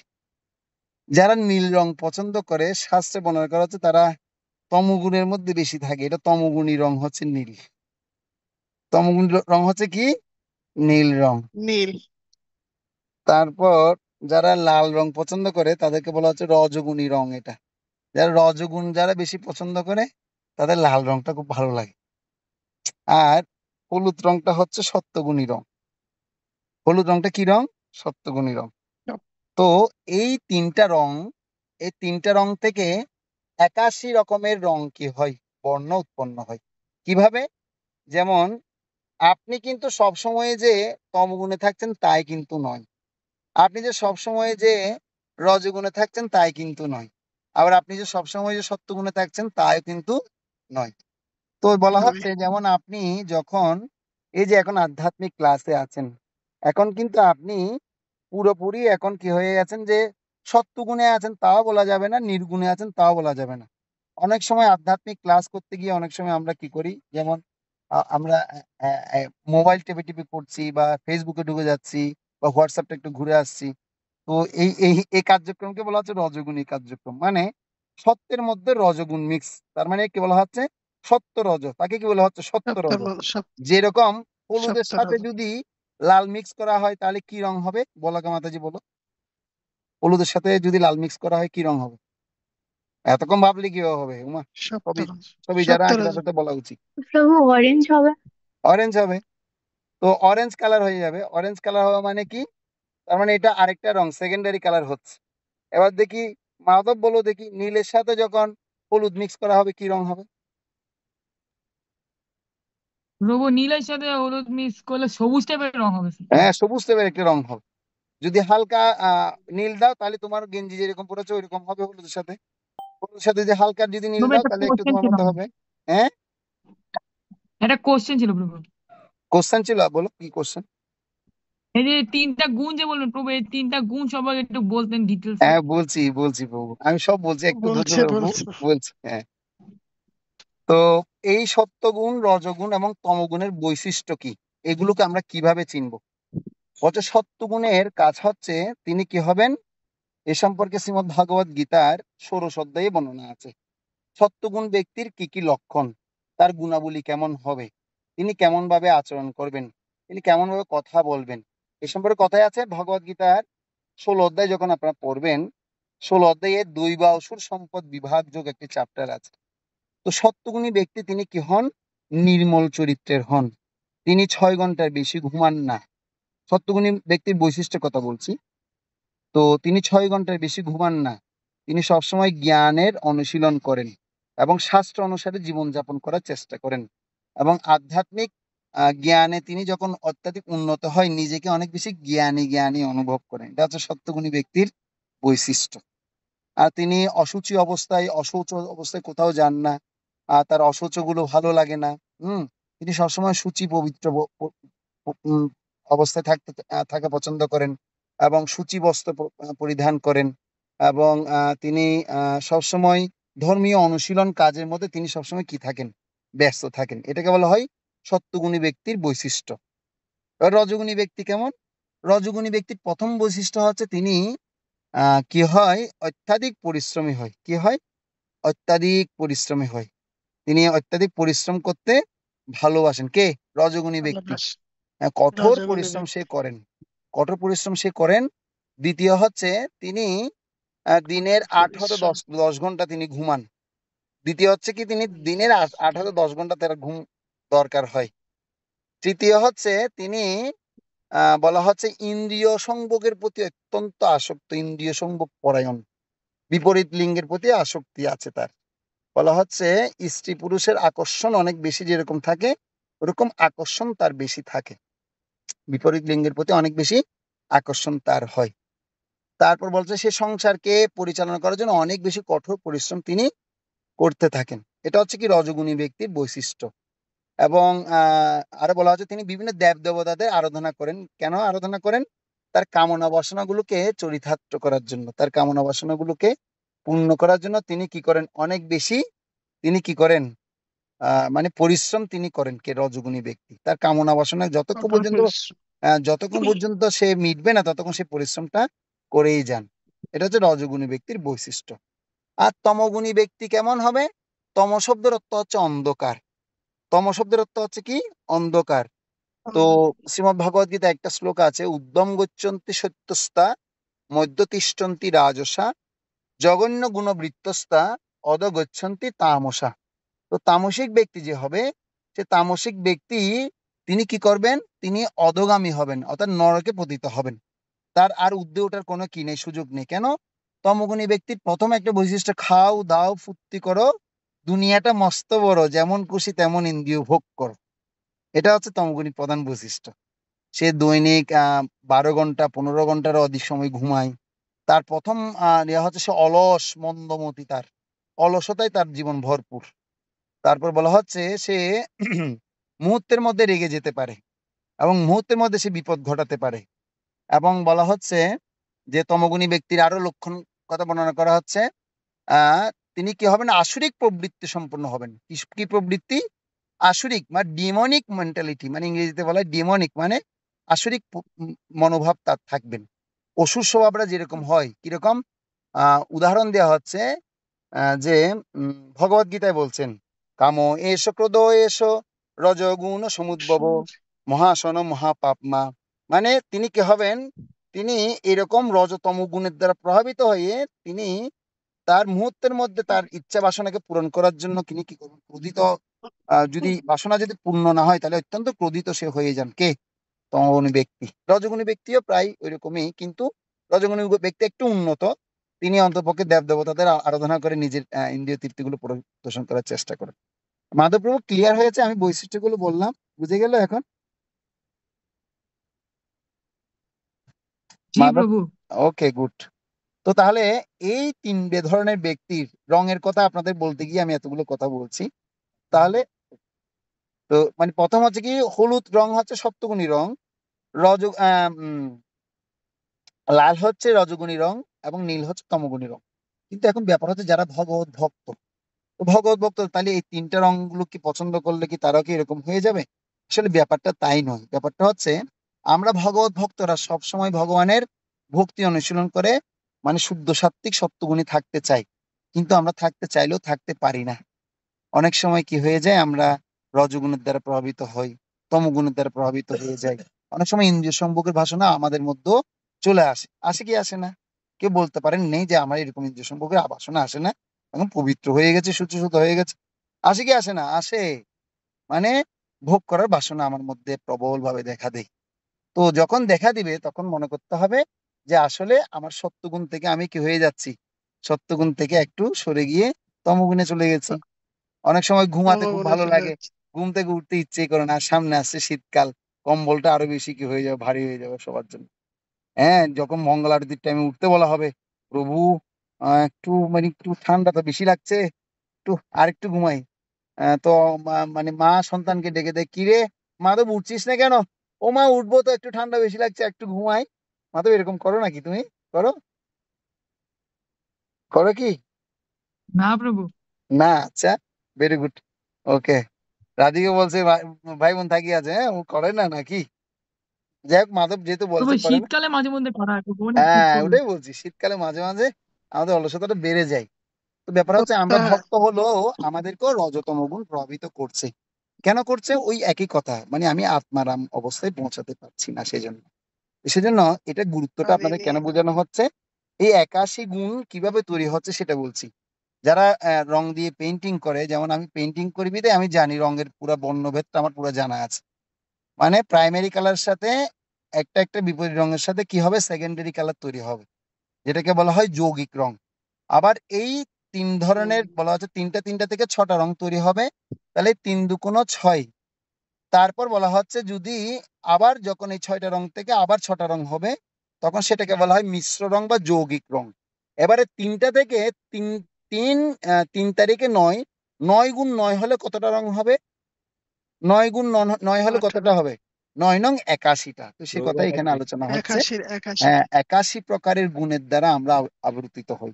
কখনো সত্য রজ, কখনো সত্য রজতম, কখনো সত্য রজতম মিক্সড হবে, কখনো সত্যের পরিমাণ 1%, কখনো রজের পরিমাণ 10%, আবার কখনো তমের পরিমাণ 90%। বুঝা যাচ্ছে আমি এই কথাগুলো কি বলছি? এটা ক্লিয়ার হলে তাহলে বুঝতে পারবেন। তো এরকম জীব 81 রকমের গুণের দ্বারা আবর্তিত হয়ে কখনো ভালো কর্ম করছে, কখনো অসৎ কর্ম করছে, কখনো খারাপ কর্ম করছে, এইভাবে সে বন্ধনে আবদ্ধ হইয়া আছে। তো সেজন্য এই প্রথম স্কন্ধের এই 7ম অধ্যায়ে আমরা যে আলোচনাটা করছি, কত নম্বর শ্লোক বললাম দেখি বলুন তো আবার, কত নম্বর শ্লোক আলোচনা করছি? 7ম অধ্যায়ের 10 10 নাম্বার নম্বর 10 নম্বর শ্লোক। 10 নম্বর শ্লোক, ভেরি গুড। তো এই 10 নম্বর শ্লোকে এই কথাটাই সেজন্য বলা হয়েছে। অনন্য ভক্তি বলতে কি বুঝায়? পূর্বোক্ত সমস্ত ব্যক্তিগত লাভের আশা রহিত হয়ে ভগবানের সেবা করাটা। তার মানে উন্নত আমরা যে গুণে আছি এই গুণ থেকে আমাদের মুক্ত হতে হবে। গুণ থেকে কোথায় বেরোতে হবে? নির্গুণে আসতে হবে। তো শিল প্রভুপাদ বলেন যে আমরা প্রত্যেকে কিন্তু এই গুণের মধ্যে আবদ্ধ হয়ে আছি। তো ম্যাক্সিমামে আছি রজ আর তম গুণে আছি আমরা প্রত্যেকে, সত্য গুণও নেই। কিন্তু সত্য গুণে আছি দেখি বলুন তো ভক্ত, যারা ভক্তরা আছেন বলুন, অরণ্য প্রভু সত্য গুণে আছি নাকি? একদমই না প্রভু। তার মানে প্রভুপাদ বলছে রজ আর তমগুণে সবাই আচ্ছন্ন, বাসুদেবে কথা রুচি নহে সে প্রসন্ন। মানে এ সমস্ত বদ্ধ জীবরা প্রত্যেকে আমরা রজ আর তমগুণে আবদ্ধ হয়ে আছি। সেজন্য ভগবান কৃষ্ণের স্মরণাগত যদি হতে চায় তাহলে আমাদের আস্তে আস্তে এই রজতম গুণ থেকে মিনিমাম সত্যগুণে আসতে হবে। সাত্বিক এর কার্যকলাপ আমার করতে হবে। সাত্বিক আহার কি? সাত্বিক আহার মানে নিরামিষ আহার। আর সবচেয়ে উন্নত তার থেকে সাত্বিক থেকেও যদি নির্গুণ আহার করতে চাই তাহলে ভগবানকে দিয়ে প্রসাদ গ্রহণ করতে হবে। ভগবানকে দিয়ে যে প্রসাদটা গ্রহণ করা হবে সেটাকে বলা হয় নির্গুণ আহার। এটা কোনো গুণের মধ্যে নেই, নির্গুণ এটা নির্গুণ। ভগবানকে যখন যে বস্তুটা দেওয়া হবে সেটা কি হয়ে যাবে? নির্গুণ আকার ধারণ করবে। নির্গুণ সেজন্য আমাদের উঠতে বলছে কোথায়, কোন স্তরে উঠতে বলছে? আমাদের এই সত্য রজ তম 3টে গুণের ঊর্ধ্বে। তো ঊর্ধ্বে যদি উঠতে চাই তাহলে আমাদের অবশ্যই কি করতে হবে? এই সাত্বিক আহার গ্রহণ করতে হবে। বুঝা যাচ্ছে? তো সাত্বিক আহার যারা আমরা আমিষ আহার করি আস্তে আস্তে বর্জন করার চেষ্টা করতে হবে। হ্যাঁ, যারা অনুশীলন করছি আর কি, এটাকে আরো উন্নত করতে হবে। নিরামিষ খাওয়া অভ্যাস করতে হবে। হ্যাঁ, মাছ মাংস দিলে আস্তে আস্তে বেছে বেছে খেতে হবে, যেন হ্যাঁ আমিষের পরিমাণটা যেন কমে যায়। হ্যাঁ, নিরামিষের পরিমাণটা যেন বেড়ে যায়। আর যারা নিরামিষ খাচ্ছে আস্তে আস্তে অনুশীলন করতে হবে প্রসাদের পরিমাণটা বাড়াতে। প্রসাদটা কতদিন বেশি খেতে পারি, আর আজীবন যদি প্রসাদ খেয়ে থাকতে পারি। প্রসাদ খেলেই আমাদের কি হবে, কি লাভ হবে দেখে বলুন। বলছে প্রসাদ সর্ব দুঃখানাম হানিরিষ্য উপজায়তে প্রসন্ন চেতস বুদ্ধি। মানে আপনি যখন প্রসাদ গ্রহণ করবেন তখন চেতনা উন্নত হবে। আর উন্নত চেতনায় তখন বুদ্ধি পবিত্র হবে। আর উন্নত পবিত্র বুদ্ধি দ্বারা মন পবিত্র হবে। আর মন পবিত্র মন দ্বারা ইন্দ্রিয়গুলো পবিত্র হয়ে যাবে। আরে বল, একটা একটার সাথে লিঙ্ক আছে। সেজন্য প্রসাদটা খাওয়া অনুশীলন করতে হবে। কষ্ট হলেও আস্তে আস্তে অনুশীলনটা আমার বাড়াতে হবে। আমি যদি ভগবানের কাছে প্রার্থনা করি, ভগবান আমার জন্য প্রসাদ ব্যবস্থা করে দিবেনই। আমাকে ওইরকম পরিবেশে ভগবান গড়ে তুলবেন। ঠিক আছে? তো সেজন্য আমাদের অবশ্যই কি করতে হবে, যাদের বেশি ব্যস্ততা আছে তারা চলে যেতে পারেন। আমরা এখন অবশ্যই আর 5 মিনিট আলোচনা করে শেষ করব। আজকে আলোচনা দীর্ঘতা আর করবো না। তো সেজন্য প্রসাদটা অত্যন্ত গুরুত্বপূর্ণ। এই সত্য রজতম গুণের থেকে মুক্ত হতে গেলে আমাদের প্রসাদ গ্রহণ করতে হবে। এটা হচ্ছে প্রত্যেকেরই কর্তব্য। এটা খুব মনোযোগ সহকারে আমাদের প্রসাদ যারা পাচ্ছি, প্রসাদটা যেন প্রসাদ জ্ঞানে যেন আমরা প্রাপ্ত হতে পারি। তাহলেই সেই অনন্য ভক্তি অনুশীলন করতে পারবো। আহার শুদ্ধি তো চিত্ত শুদ্ধি, চিত্ত শুদ্ধি তো ধ্রুব স্মৃতি। যদি আহার যদি শুদ্ধ হয় তাহলে চিত্তটা শুদ্ধি হবে, চিত্তটা যদি শুদ্ধ হয় তাহলে ধ্রুব স্মৃতি মানে হচ্ছে কি ভগবানের স্মরণ হবে। বুঝা যাচ্ছে? কিন্তু আহারটার উপরেই পুরোপুরি ডিপেন্ড করছে। যে ব্যক্তি বলছে এই ব্যক্তিটা কেমন, ওর আহার কেমন সেটা আগে আমরা দেখলে বুঝতে পারবো সেই ব্যক্তিটা তেমন। যে ব্যক্তির আহারটা কেমন, আহার দেখলে, যেমন যে মাতাল, সে সবসময় মদের বোতল নিয়ে পড়ে থাকে, তাই না? সত্যি কি মিথ্যা? তো মদের বোতল নিয়ে সে পড়ে থাকে, সে মদ ছাড়া কিছু বুঝে না। আর যে ড্রিঙ্কস করে বা যে যে যে স্মোকিং করে, তার পকেটে সবসময় কি থাকবে? সিগারেটের প্যাকেট থাকবে। আর যে প্রসাদ খায়, তার ব্যাগের মধ্যে কিছু না কিছু প্রসাদ তার থাকবে, থাকবে না? এই প্রসাদ একটু নিন, আপনি একটু খান প্রসাদ। থাকে। হ্যাঁ, আমরা সবসময় ব্যাগের মধ্যে প্রসাদ রাখি, কিছু না কিছু রাখি আমরা প্রসাদ। কিনা আমরা সেটা কি করি? আমরা ভক্তদের সাথে দেখা হলে সাথে সাথে এটা প্রদান করার চেষ্টা করি। তো সেজন্য এই আহারটা হচ্ছে অত্যন্ত গুরুত্বপূর্ণ। তো যখন আমার এরকম আহারটা শুদ্ধি হবে, তখন আমি আস্তে আস্তে কি করতে পারবো? আমি সেই পর্যায়ে পৌঁছাতে পারবো। তো সেজন্য এই শ্লোকে এই আত্মারাম কথাটার অর্থ ব্যাখ্যা করতে গিয়ে বলছে আমাদের অবশ্যই কি করতে হবে? এই অনন্য ভক্তি অনুশীলন করতে হবে। আমি অনন্য ভক্তি অনুশীলন মানে 24 ঘন্টায় ভগবানের সেবায় নিয়োজিত হতে হবে। নিজে 24 থাকতে হবে। ঘন্টায় ভগবানের সেবায় নিয়োজিত থাকতে হবে, সে কথা বর্ণনা করা হয়েছে। তারপর বলা হচ্ছে, এর তাৎপর্যটা আমি শেষ করি। অনন্য ভক্তির বিভিন্ন স্তর রয়েছে। জড়জাগতিক স্তরে ভগবত ভক্তির অনুশীলনের 81টি বিভিন্ন গুণ রয়েছে। এই ধরনের সেবার ঊর্ধ্বে রয়েছে চিন্ময় ভগবত ভক্তি, যাকে বলা হয় সাধন ভক্তি। সাধন ভক্তি মানে আপনারা এখন যা যা অনুশীলন করছেন, যেমন বলাকা মাতাজি, আপনি কয় মালা জপ করেন প্রতিদিন? প্রভু 4 মালা। 4 মালা প্রতিদিন জপ করছেন। তো এই 4 মালা জপ আপনার প্রতিদিন চালিয়ে যেতে হবে। গীতা প্রতিদিন পড়ছেন, প্রতিদিন চালিয়ে যেতে হবে। এভাবে ভগবত ভক্তির সঙ্গ করছেন, এবার ভক্ত সঙ্গে আপনি হরিকথা শ্রবণ করছেন, এবার চালিয়ে যেতে হবে। এটা আপনার জন্য সাধন ভক্তি। তারপর বলা হচ্ছে গীতা মাতাজি, আপনি প্রতিদিন কত মালা জপ করেন, মঙ্গল আরতি করেন কিনা, বা সবকিছু ঠিকঠাক করে করছেন কিনা? করেন আপনি সব ঠিকঠাক? গীতা কর্মকার মাতাজি। হ্যাঁ, হরে কৃষ্ণ প্রভু। হ্যাঁ, করি, চেষ্টা করি, কিন্তু আমি স্যাটিসফাইড নই তাতে। তো এই যে স্যাটিসফ্যাকশনটা যে আমার নিজের মধ্যে যে নেই, আসছে না, সেটাকে বলা হচ্ছে উন্নতি।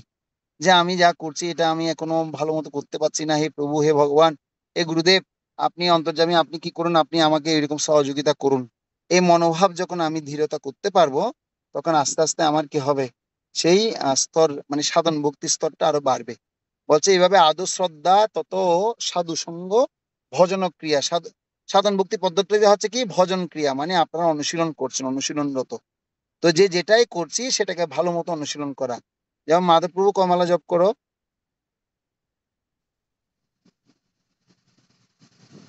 প্রভু 2 মালা করে। 2 মালা করি।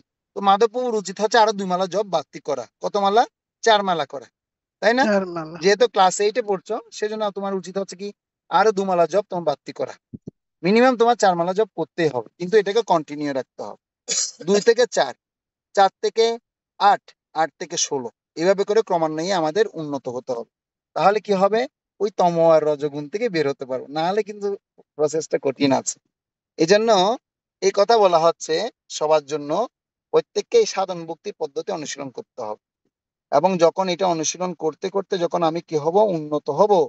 তখন বলছে, তখন বলা হচ্ছে, দেখুন, অনন্য ভক্তি বলতে পূর্বোক্ত এই সমস্ত ব্যক্তিগত লাভের আশা রহিত হয়ে ভগবানের সেবা করা। পরমেশ্বর ভগবান শ্রীকৃষ্ণ ব্যক্তিগত বাসনা রহিত এই ধরনের অনন্য ভক্তের দ্বারা সম্পূর্ণভাবে প্রীত হন। ভগবত ভক্তি অনুশীলনে ভগবত ভক্তি অনুশীলনের 81টি বিভিন্ন গুণ রয়েছে। এই ধরনের সেবার ঊর্ধ্বে হচ্ছে চিন্ময় ভগবত ভক্তি, যাকে বলা হয় সাধন ভক্তি। সাধন ভক্তি ঐকান্তিক অনুশীলনে যখন পূর্ণতা প্রাপ্ত হয়, তখন তা প্রেম ভক্তিতে পরিণত হয়। প্রেম ভক্তি 9 প্রকারের: রতি, প্রেম, স্নেহ, মান, প্রণয়, রাগ, অনুরাগ, ভাব এবং মহাভাব। তার মানে আমরা এগুলো যা শুনছি, এগুলো আমাদের ধরা ছোঁয়ার বাইরে, এগুলোর ধারের কাছেও আমরা নেই। তারপরে একটু শুনছি মানে যেন আমরা অন্তপক্ষে ধারে কাছে একটু একটু যেন যেতে পারি। যেতে পারে। হ্যাঁ, যেতে যেন পারি, সেটা আমরা যেন অনুশীলন করতে পারি। তো বলা হচ্ছে যে এই যে পদ্ধতিগুলো বর্ণনা করা হয়েছে, শান্ত ভক্তিতে রতি প্রেমের পর্যন্ত বাড়ে, দাস্য ভক্তিতে রতি রাগ পর্যন্ত বিকশিত হয়, এবং সখ্য ভক্তির রতি অনুরাগ পর্যন্ত, এবং বাৎসল্য ভক্তির রতিও অনুরাগ পর্যন্ত, এবং মাধুর্য ভক্তির রতি সীমা হচ্ছে মহাভাব পর্যন্ত। এগুলি পরমেশ্বর ভগবানের অনন্য ভক্তির কয়েকটা বৈশিষ্ট্য। তো সেজন্য বলা হয়েছে যে হরিভক্তি সুদোদয় গ্রন্থে ইতম্ভূত শব্দটির অর্থ পূর্ণ আনন্দ বলে বর্ণনা করা হয়েছে, যেখানে ব্রহ্মানন্দকে গোষ্পদে সঞ্চিত জলের সঙ্গে তুলনা করা হয়েছে। ভগবত প্রেমানন্দ সিন্ধুর সঙ্গে তার কোনো তুলনাই হতে পারে না। শ্রীকৃষ্ণের সবিশেষ রূপ এতই সুন্দর যে তার মধ্যে সমস্ত আকর্ষণ, সমস্ত আনন্দ এবং সমস্ত রস রয়েছে। এই আকর্ষণ এতই প্রবল যে তার অভ্যাসে ভুক্তি, মুক্তি এবং সিদ্ধির সুখ মানুষ বর্জন করে। এই সিদ্ধান্ত হচ্ছে শাস্ত্র যুক্তির প্রয়োজন হয় না। এই সিদ্ধান্ত সম্বন্ধে শাস্ত্র যুক্তির প্রয়োজন হয় না, কেননা জীব স্বাভাবিকভাবে কৃষ্ণের গুণের প্রতি আকৃষ্ট হয়। আমাদের এখানে নিশ্চিতভাবে জানতে হবে যে শ্রীকৃষ্ণের গুণের সঙ্গে জড়গুণের কোনো সম্পর্ক নেই, কেননা তা জানতে হবে শ্রীকৃষ্ণের গুণের সঙ্গে জড়গুণের কোনো সম্পর্ক নেই, কেননা তা সবসময় সচিদানন্দময়। সচিদানন্দময় মানে কি? কৃষ্ণের তিনটা বৈশিষ্ট্য বলেছি, সৎ, চিৎ এবং আনন্দময়, যেটা আত্মার বৈশিষ্ট্য আমি গত ক্লাসে আলোচনা করেছিলাম। সেজন্য কৃষ্ণের গুণ অনন্ত। একজন একটি গুণের প্রতি আকৃষ্ট হতে পারে এবং অন্যের গুণের প্রতি আকৃষ্ট হতে পারে। তো সেজন্য ভগবানের যে যার গুণ যেটা ভালো লাগে সে সেটার প্রতি আকৃষ্ট হয়ে তাকে ভালোবাসতে পারে। ঠিক আছে? সনক, সনাতন, সানন্দ, সনত কুমার এই চারজন মহর্ষি ভগবান শ্রীকৃষ্ণের চরণের অর্পিত ফুল তুলসী এবং চন্দনের সৌরভে আকৃষ্ট হয়েছিলেন। তারা প্রথম দিকে তারা নির্বিশেষ ব্রহ্মে আরাধনা করেছিলেন, কিন্তু কৃষ্ণের চরণের ফুলের ঘ্রাণ আর তুলসী ঘ্রাণ তারা পেয়ে তারা সুবিশেষ হয়ে গেছেন, সাকার হয়ে গেছেন। ঠিক আছে? তো তারা কি হয়ে গেছিলেন? শ্রীকৃষ্ণের রূপে আকৃষ্ট হয়েছিলেন। এবং বলা হচ্ছে তেমনি ছিল শুকদেব গোস্বামী ভগবানের লীলা শ্রবণ করে তার প্রতি আকৃষ্ট হয়েছিলেন। শুকদেব গোস্বামী ইতিমধ্যে মুক্ত স্তরে অধিষ্ঠিত হয়েছিলেন, কিন্তু তবুও তিনি ভগবানের লীলার প্রতি আকৃষ্ট ছিলেন। তার থেকে প্রমাণিত হয় যে তার লীলার সঙ্গে জড়জাগতিক কার্যকলাপের কোনো সম্পর্ক নেই। ঠিক তেমনি ব্রজগোপিকারা শ্রীকৃষ্ণের প্রতি আকৃষ্ট হয়েছিলেন। রুক্মিণী দেবী ভগবান শ্রীকৃষ্ণের মহিমা শ্রবণ করে তার প্রতি আকৃষ্ট হয়েছিলেন। কৃষ্ণ তার বংশীগীতিতে লক্ষ্মী দেবীরও মন হরণ করেন। বিশেষ বিশেষ ক্ষেত্রে তিনি জগতের সমস্ত যুবতীর মন হরণ করেন। বাৎসল্য রসের দ্বারা তিনি বয়স্কা মহিলাদের চিত্ত আকর্ষণ করেন এবং দাস্যরসে তিনি তার শোক রসে চিত্ত আকর্ষণ করেন এবং দাস্যরসে ও শোক রসে পুরুষদের মন তিনি আকর্ষণ করেন। হরি শব্দের অর্থ হচ্ছে, হরি শব্দটির অনেক অর্থ রয়েছে, কিন্তু তার দুটি মুখ্য অর্থ হলো তিনি সর্ব অমঙ্গল হরণ করেন এবং প্রেম দান করেন। তিনি মন হরণ করেন এবং প্রেম দান করেন। গভীর দুঃখকে তিনি কেউ যদি অত্যন্ত গভীর দুঃখ হয়েও ভগবানকে স্মরণ করতে পারেন, ভগবান ধীরে ধীরে তাকে শুদ্ধ ভগবত ভক্তির অনুশীলনের সমস্ত বিঘ্ন দূর করেন এবং শ্রবণ কীর্তনের আদি নববিধ ভক্তি অনুশীলনের ফলস্বরূপ প্রেম প্রকাশ করেন। নববিধ ভক্তি কি কি আমরা জানি? কে বলতে পারবেন নববিধ ভক্তি কি কি? কে বলতে পারবেন যারা উপস্থিত আছেন? বলুন, কে বলতে পারবেন নববিধ ভক্তি? শ্রবণম, বলুন মাতাজি, বলুন। মনে থাকে না প্রভু সবগুলো পরপর? ওই শ্রবণম, কীর্তনম, অর্চনম, শ্রবণম, কীর্তনম, বিষ্ণু, অর্চনম, বন্দনম, তারপর কি? বন্দনম। অর্চনা, বন্দনা। কে পারবেন? হরে কৃষ্ণ। শ্রবণম, কীর্তনম, বিষ্ণু, অর্চনম, বন্দনম, সক্ষম, আত্মনিবেদনম। তো এরকম একটি শ্লোক আছে, আমি শ্লোকটা আপনাদেরকে গ্রুপে পাঠাবো। এই শ্লোকটি আপনারা মুখস্থ করবেন। নববিধ ভক্তির কথা বলা হচ্ছে। এই নববিধ ভক্তির প্রথম অঙ্গ হচ্ছে শ্রবণ। কেউ যদি ভগবানের কথা শুনতে শুনতে শ্রবণ করতে করতে যখন তিনি কি হবেন, অত্যন্ত পরিপূর্ণ হয়ে যাবেন, তখন তিনি কীর্তনের দ্বারা আকর্ষিত হবেন। অর্থাৎ এইভাবে যে আমরা ভগবানের কথা বলছি, এই ভগবানের কথা বলতে তার ভালো লাগবে। সেই জন্য ভালো লাগাটা কোথা থেকে শুরু হবে? শোনা থেকে শুরু হবে, শ্রবণ থেকে শুরু হবে। এই নববিধ ভক্তি, শ্রবণ কীর্তন আদি নববিধ ভক্তি অনুশীলন ফলস্বরূপ প্রেম প্রকাশ করেন। তার স্বীয় গুণ এবং অপ্রাকৃত কার্যকলাপের দ্বারা ভগবানের শুদ্ধ ভক্তের চিত্তকে সর্বতভাবে আকর্ষণ করেন। এমনই হচ্ছে শ্রীকৃষ্ণের আকর্ষণ। তার আকর্ষণ এতই প্রবল যে শুদ্ধ ভক্ত ধর্ম, অর্থ, কাম এবং মোক্ষ এই চতুর্ভুগের প্রতি আর কোনো আকৃষ্ট হন না। এমনই হচ্ছে পরমেশ্বর ভগবানের অপ্রাকৃত আকর্ষণ। আর সেই সঙ্গে অপি ও চ এই শব্দ দুটি যুক্ত হওয়ার ফলে এর অর্থ হচ্ছে অন্তহীনভাবে বর্ধিত হয়েছে। সংস্কৃত ব্যাকরণ অনুসারে অপি শব্দটির 7টি অর্থ রয়েছে। এভাবে এই শ্লোকের প্রতিটি শব্দের অর্থ বিশ্লেষণ করে শ্রীকৃষ্ণের অনন্ত গুণাবলীর সম্বন্ধে জানা যায়, যা তার শুদ্ধ ভক্তের চিত্তকে আকর্ষণ করে। তো এই শ্লোকটা কেন পড়লাম? কারণ আমাদের মন যদি নিয়ন্ত্রিত হয়, তাহলে আত্মাকে আমরা কি করতে পারবো? আস্তে আস্তে বুঝতে পারবো, আত্ম উপলব্ধি হবে। আর কেউ যখন আত্ম উপলব্ধি স্তরে যখন পৌঁছাবে, তখন তিনি সে আত্ম উপলব্ধি স্তর হচ্ছে কি অনন্য ভক্তি অনুশীলন করতে পারবে। আর অনন্য ভক্তির অনুশীলনের প্রথম প্রসেস হচ্ছে কি, আপনারা যে সাধন ভক্তি করছেন, এখন যে প্রসেসে আছেন, এই প্রসেসটাকে কি করা? সুন্দর মতো ধরে রাখা, বজিয়ে রাখা, এবং এটাকে আস্তে আস্তে বৃদ্ধি করা। শ্রবণ আস্তে আস্তে আরো বাড়ানো, তারপর কীর্তন করার অনুশীলন করতে হবে, পরিণাম জপ বাড়াতে হবে, এবং এই বিধিনিয়ম 4টা বিধিনিয়ম পালন করতে হবে। আমিষার বর্জন, নেশা বর্জন, অবৈধ সঙ্গ বর্জন, দ্রুত ক্রিয়া বর্জন। এগুলো আমরা যত যত্ন সহকারে করতে পারবো, তত আস্তে আস্তে আমাদের চেতনার মধ্যে ধর্মের কি হবে? ধর্মের পা গুলো দাঁড়িয়ে থাকবে, ধর্মস্তম্ভগুলো দাঁড় হবে, অধর্মগুলো কেটে যাবে। এইভাবে আমরা ভগবত ভক্তি অনুশীলনের মাধ্যমে আমরা আমাদের জীবনকে সার্থক করতে পারবো। তাহলে এই শ্লোকটা আপনাদের পড়া থাকবে, আমি এটা গ্রুপের মধ্যে পাঠাবো মুখস্থ করার জন্য। তো এই শ্লোকের আলোচনা থেকে কারো কোনো প্রশ্ন যদি জিজ্ঞাসা থাকে বলতে পারেন। হরে কৃষ্ণ।